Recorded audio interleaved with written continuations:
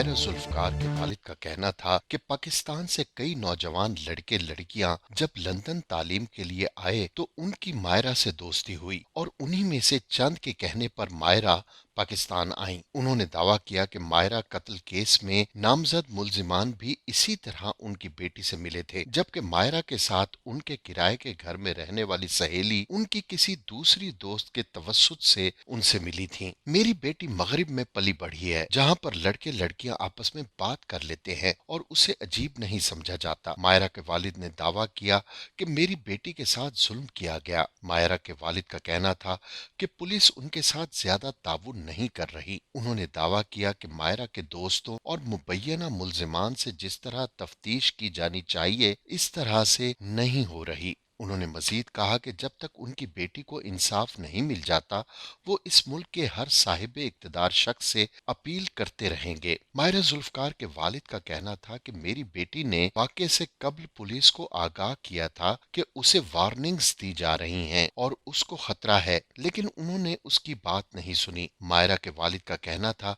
कि अगर मेरी बेटी की बात सुन ली गई होती तो आज वो जिंदा होती। उन्होंने इस बारे में मजीद कहा कि एक खातून पुलिस अफसर को सिर्फ वार्निंग दी गई। क्या इतने बड़े केस में पुलिस ऑफिसर को सिर्फ वार्निंग दी जानी चाहिए? मायरा जुल्फकार के वालिद का कहना था कि मायरा कोर्सेज के लिए अक्सर दुबई आती जाती थी, जहां एक कोर्स के दौरान उनकी एक नामजद मुलजिम से दोस्ती हुई। मायरा के वालिद ने मजीद कहा कि हाल ही में मायरा अपनी एक कजन की शादी के लिए पाकिस्तान आई थी, जहां बाद में उनकी वालिदा भी उनके साथ शरीक हुई। ताहम वो कुछ जरूरी कागजात तैयार करवाने के लिए रुक गईं और कुछ दिन बाद उन्हें वापस बरतानिया आना था। मोहम्मद जुल्फकार ने कहा कि मायरा अक्सर दुबई से पाकिस्तान आती तो अपनी नानी के घर ठहरती थीं। वो अपनी यहाँ की मसरूफियात का जिक्र घर वालों से करती रहती थीं, लेकिन उन्होंने कभी ये नहीं बताया कि वो किसी ऐसी मुसीबत में फंस गई हैं या उनके साथ इतना बड़ा हादसा हो जाएगा। मायरा के वालिद का कहना था कि उसे दी जाने वाली वार्निंग्स के बारे में उन्होंने घर वालों को तो नहीं बताया, ताहम एक सहेली को बताया था जिसने उन्हें मशवरा दिया कि वो अपने वालिदैन को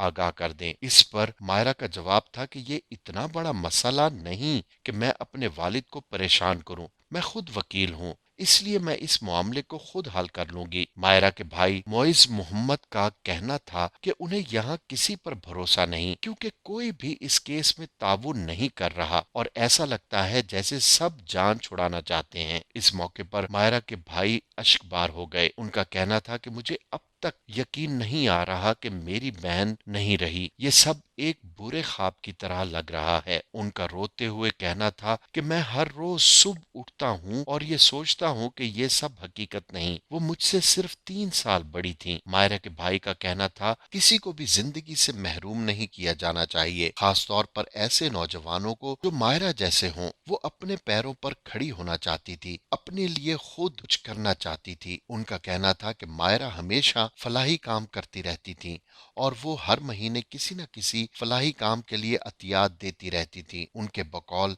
मायरा इंतहाई ख्याल करने वाली लड़की थी। मायरा के भाई मोइज मोहम्मद का मजीद कहना था कि उनकी बहन उनसे हर तरह की बात शेयर करती थी, लेकिन वो नहीं जानते थे कि उन्होंने ये क्यों नहीं बताया कि वो इतने बड़े खतरे से दो चार है। उन्होंने कहा कि मैं नहीं जानता कि उसकी जिंदगी में क्या हो रहा था, लेकिन मेरा ख्याल है कि अगर उसे लगता कि उसकी जिंदगी को खतरा है तो वो जरूर कुछ न कुछ बताती। उसे लगा होगा कि वो सबसे निमट लेगी। मायरा के वालिद ने मजीद कहा कि नामजद मुल्जिमान में से एक की मायरा में दिलचस्पी और पसंदीदगी के बारे में वो लोग आगाह थे। उनके बकौल मायरा ने अपनी वालिदा को बताया था कि उनका दोस्त शादी का ख्वाह है, जिसके बाद मायरा की वालिदा उससे मिली। ताहम कहा कि हतमी फैसला मायरा के वालिद का होगा। मायरा के वालिद ने शुबा जाहिर किया कि मुल्जिम की कुछ तस्वीर मायरा के फोन में थीं, जिसमें वो जेरे जामा पहने हुए हैं। उन्हें शुबा है कि उन तस्वीर के हुसूल के लिए मुल्जिम ने साजिश के तहत मायरा को जिंदगी से महरूम किया।